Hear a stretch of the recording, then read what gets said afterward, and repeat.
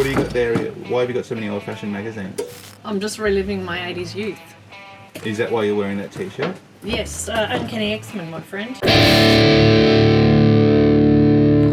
Uncanny X-Men. Still bloody love them. Are they your faves? I still love them. I don't know what it is about. I don't know if it's Brian Maddox, the charisma and personality of Brian Maddox. Do you watch old clips sometimes? Yeah, I do. I do watch old clips. Is that sad? No, not at all. Yeah, old clips of bands I love, of course. Wait. Wait. What did Uncanny X-Men sing? Everybody wants to work. How does that go? Everybody wants to work. No, not me. Everybody. I mean, they were a catch cry for a generation. Yeah. Best looking guy in the factory. How does that I'm go? the best looking guy in the factory. I do not know what that is. So What is- everybody keeps telling me. Is that but the lighter one, you know when we used to get lighters out before we got phones out at concerts? Remember we used to Yes. get the lighters out because everyone smoked? Where will we be in 50 years? Like to say to you. Like to say it's true. Yeah. Don't you know that one? 50 years? no. Don't tell me now. Can't What was you a hit? Write me a letter. 50 years was a hit. Where will we be in 50 years?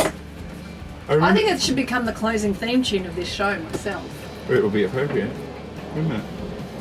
What's your t-shirt? I've got a band t-shirt. Clowns? No, it's a Mr. Bungle t-shirt. But it doesn't say Mr. Bungle on there. Oh, It's just for those who know. all right. Scary I wouldn't clown. have known. Lucky you told me. Is it? I love Mr. Bungle. They're one of my favourite bands. Have you met, what's his face, who was in Faith No More and then went on to perform with Mr. Bungle? What's his name? I think Bungle came first before Faith No Bungle More. came first. I think so. Thanks for. But no, I think I could clarify by just looking at that. But What was his name? Mike Patton. Mike Patton. Yes, that's I the one. have. Yeah. Didn't they come on Recovery? I think, yeah. Yeah. I know it was a very awkward interview, Yeah. as usual. When I try and interview someone that I love, it was Mike Patton and Roddy Bottom. It was a Faith No More interview. Yeah, right. And I was like fangirling, but because of Bungle. Yeah. Like my wife Holly, she loves Faith No More and got me into them a bit. But I'm a Bungle guy. I like how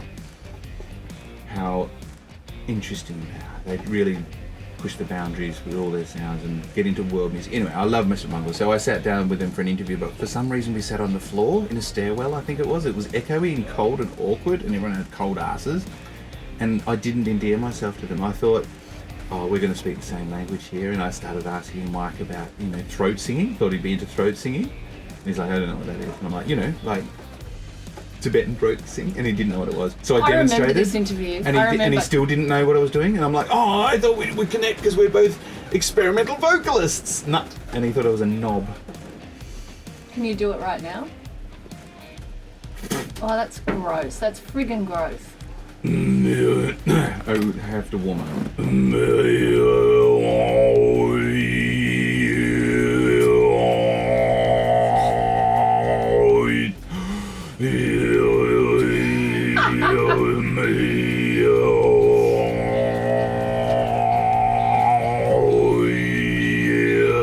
That's what it was. It was that awkward when I did it to Patton. He didn't care. Yeah.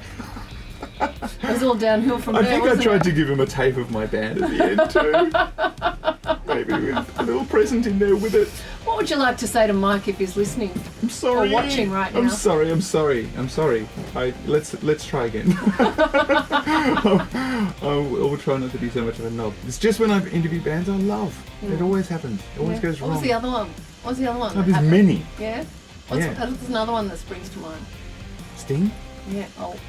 Did you love him? Like, Yes. did you absolutely love him Yep. prior to the interview? I loved him solo career and then went back and loved Police, but I first loved him from solo stuff. Yeah, I right. was just really into Dream And of what the Blue went wrong? Turtle. When if you can like dismantle that interview, what went wrong? With Sting, it went wrong when I tried to break the ice by revealing his actual name, and he just was like, "Oh, here we go."